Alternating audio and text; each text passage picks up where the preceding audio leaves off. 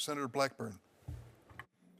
Thank you, Mr. Chairman, and congratulations to each of you on your nomination. And I've noted today that we have had several younger children in the audience with us, and I think that each of you deserve extra dessert of your choice at lunch. You have earned it. You all have been stellar in your behavior.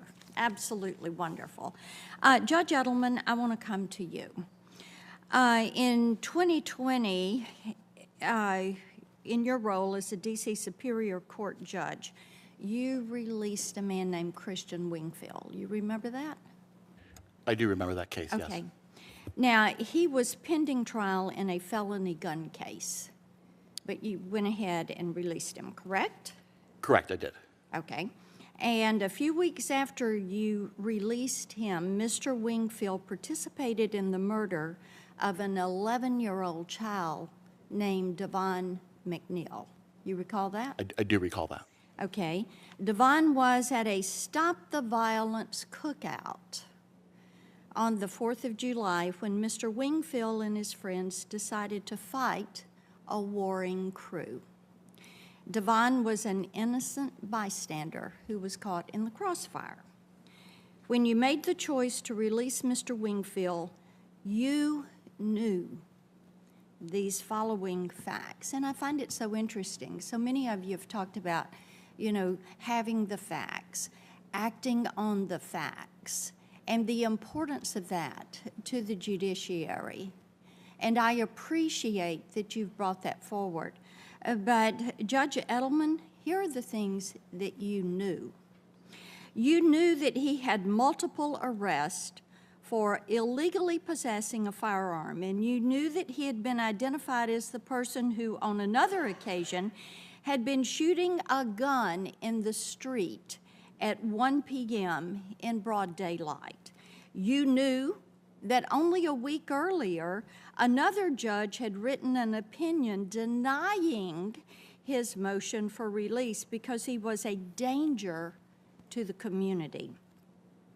You knew that releasing him with a GPS ankle bracelet wouldn't protect the community because he had already illegally fired a gun while he was on GPS monitoring for a prior offense. Despite knowing all this, you released Mr. Wingfield with a GPS ankle bracelet, and then he and his friends went on to murder an innocent child who was at a July 4th Stop the Violence cookout. Your decision to release this criminal, given his dangerous record and record of noncompliance, was worse than reckless. So my question to you is, why did you do this? So thank you, Senator, for allowing me to address this. I do recall virtually all the facts that you just went through. Mr. Wingfield came before me in May of 2020. It was a nonviolent charge, and he had no violent convictions in his record at all. I did release him, as you said, to home detention with electronic monitoring, and he was arrested, I believe, a couple months later in the incident that you've described. Although as the investigation in that case— The murder. Yes, in the investigation into that murder proceeded, another individual was identified as the person who actually fired the shots that killed the victim. He pled guilty to that.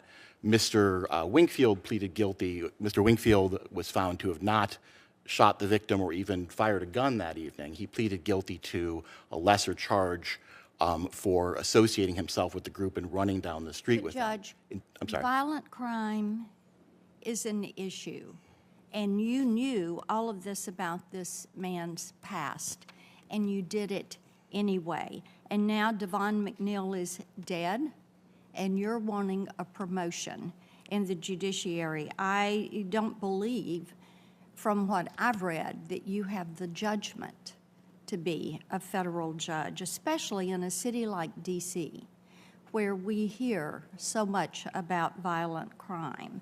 And I hope that you think about Devon McNeil and that family every single day, every single day. Thank you, Mr. Chairman. I will not be supporting Judge Edelman's nomination.